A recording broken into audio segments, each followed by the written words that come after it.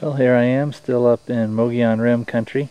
This is day 2, and I wanted to show you guys a really neat resource that I found. Again, most people would probably walk by this great big old tree and not think too much of it, but if we were to come over on the other side, what we see is a really good resource all around this tree. All this stuff here is pine resin, and as some of you guys may or may not know, this stuff will burn for a very long time. So, and there's just tons of it here. I had an extra cup, and I'm going to take some. Of course, not all, but I'll take some with me. A really good resource. Alright, we can get in a little closer. We see that like all this stuff here is the resin, is the pine resin, and this stuff will burn for a long time.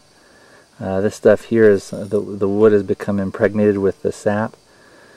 If you had to, you could come in here and cut into the tree a little bit and take it out. I wouldn't recommend ever doing that unless you're in a pretty tight scrape. But all this stuff is all really good stuff. And this is just kind of more of the same. This is on a different tree. As you can tell, it goes up a little bit, but it's a small little deposit of it. But like I said, this stuff here out in the woods can be a real lifesaver for you. If you can collect enough of it, like I said, it'll burn a while. And it could make the difference between you maybe making it through the night and living to the next day, or making it through the night in relative comfort because you were able to gather some natural resources. Here's a good example of a place where you would not want to sleep under, would be those trees over there.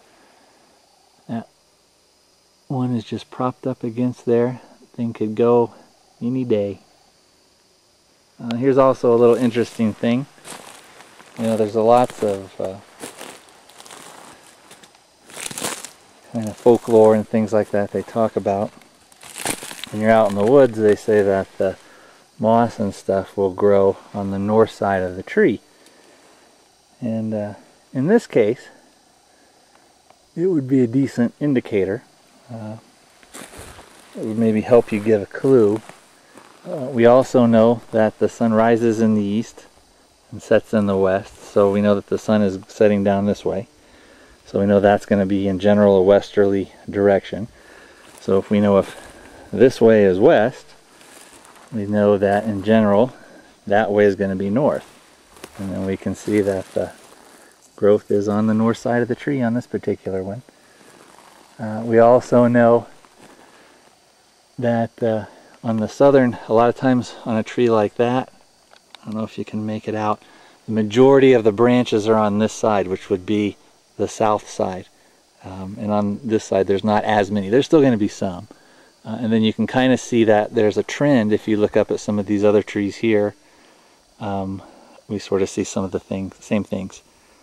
More on the south side, less on the north side. So in this case, the folklore was true, and if you combine it with some other observations, could help you. Maybe if you were lost, at least you could kind of figure out what direction you're going.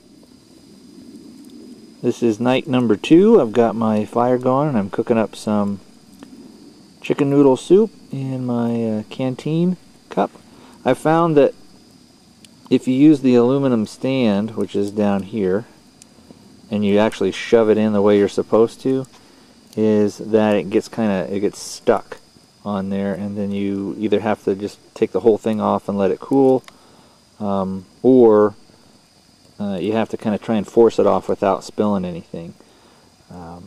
So I found that what I did, it fits on there. It's not as secure, of course, but it still fits on the stove base. Just you do it across instead of shoving it down in there, and it boils it up pretty good.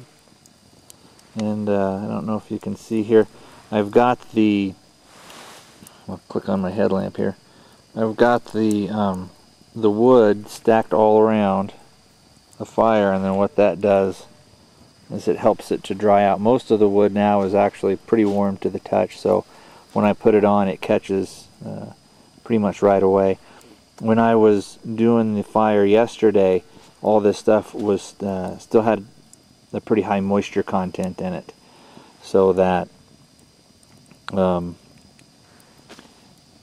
you really had to baby it and coax it to get it to go. But let's see here, how's our old soup doing? Not too bad. It's making some sounds like it's getting ready to. Oh well, I tell you, I really like coming out here. I don't get to come out as often as I would like, but every time that I do come out, I learn something. So there's something to be said for that. You know, you can read so many books and watch so many shows and watch so many videos of guys on YouTube that go out all the time and are really good at this stuff. But eventually you have to get out there yourself if you want to get some a little bit of a baseline of a skill set. And like I say with myself, I still consider myself to be a pretty low on the totem pole, so to speak, but I am learning and I'm a lot better than when I first started out. 3 of my trip. I'm going to try and make a wooden mallet today. I saw a guy on YouTube, and I can't remember his channel name, but I'll do an annotation and put that in, and watched him, and he made a mallet. He used a thing called the Scotch-eyed auger, which what that is it's basically just a 1-inch auger, and it has an eye welded on there. So anyway, I'm going to go ahead and try and make a mallet, and we'll see how it holds up and see how much work is actually involved.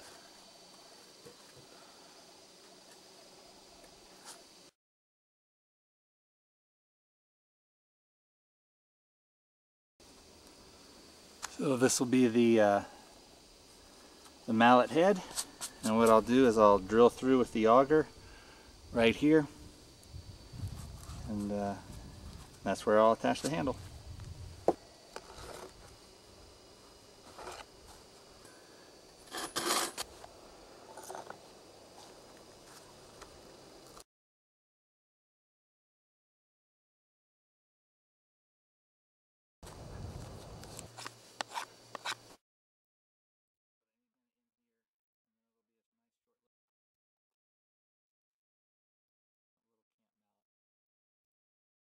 I'm just carving the little relief or a little angle here.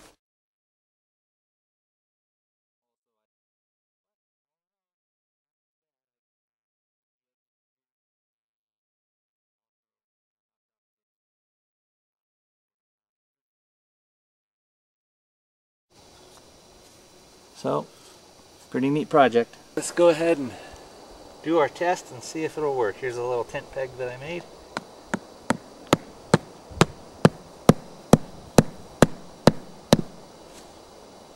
Works.